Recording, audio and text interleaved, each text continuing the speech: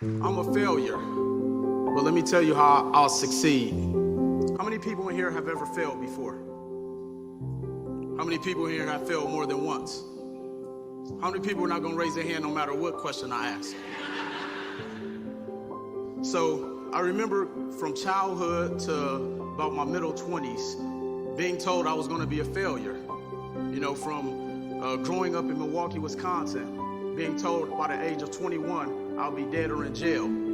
I remember being racially profiled on my way to high school, not wondering was I going to go to jail. You know, it's the middle of the winter time, 7 a.m. in the morning, and a cop pulls me over as I'm walking to high school and tells me I fit the description of someone that robbed a bank yesterday. You know, I can remember, in high school failing, algebra, not wondering what I was going to do when I go to college.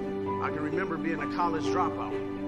I can remember moving to Las Vegas, Nevada in 2005 and being homeless my first 3 months. I can remember, gaining gainful employment, but eventually leaving that job because I bought into entrepreneurship. I invested every single dollar I had into a franchise that went horribly wrong. And after that franchise went horribly wrong, I got sued civilly. So not only did I lose all of my money I invested into the franchise, I also had been sued for over $50,000 by the franchise owner. And then after that, I remember trying to start multiple different businesses that failed horribly. But one of the things that I learned is that I did not let that failure define me. One of the things that I learned is that I had to have a different perception of what failure is.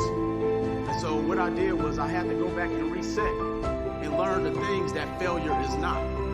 Because a lot of times, one of the reasons that we fail is because we have the wrong perception of what failure is. So one of the first things that I learned is that failure is not avoidable. No matter what you do, you are going to fail. It takes me back to the time when my son was just 10 months old and me wanting to, carry him everywhere. But he was trying to learn how to walk. But every single time I saw him fall, I would run and try to go and pick him up. I had to let him go through that process of failing to fall down so that way he can eventually learn how to walk on his own. So you have to go through that. Failure is not avoidable. One of the next things I learned is that failure is not an event. A lot of times we think that failure is the end of the world, but failure is just a process. And a lot of times that process is due to the negligence of the things that we failed to prepare for. I can remember, failing algebra in high school, like I mentioned. But I failed algebra because I didn't prepare. I didn't study. I just tried to skate by. So again, failure is it's just a process that you have to go through. Failure is not objective. Understanding, failure doesn't have feelings. One of the things that I learned is that when you're going through these motions, you have to go through them unemotionally and take it in stride. The next thing that I learned is that failure is not irreversible. A lot of times we feel that if we make a mistake, that life is over. How many people in here have made a mistake before? You're still here, right? Absolutely. It's those mistakes is what helps propel us through life. It's those mistakes is what helps us get through to the next hurdle. It's those mistakes that help us get through the next feat. One of the things that I learned through my many, many, many failures, especially when I bought into that franchise where I lost my money that I invested and I was sued civilly. What happened was that I walked away from that business because I found out that the franchise owner was actually being criminally indicted. He was being investigated by the FBI, and to this day is still going through, some type of criminal formalities. And so what one may have deemed that as a failure, I actually walked away from a blessing because I could have been caught up in that. So understanding that failure is just our perception. What is your perception of failure? And so I constantly remind myself that whenever I'm going through something that others may deem as a failure, it's just one step closer to me achieving my goals. And the last thing that I found is that failure is not final.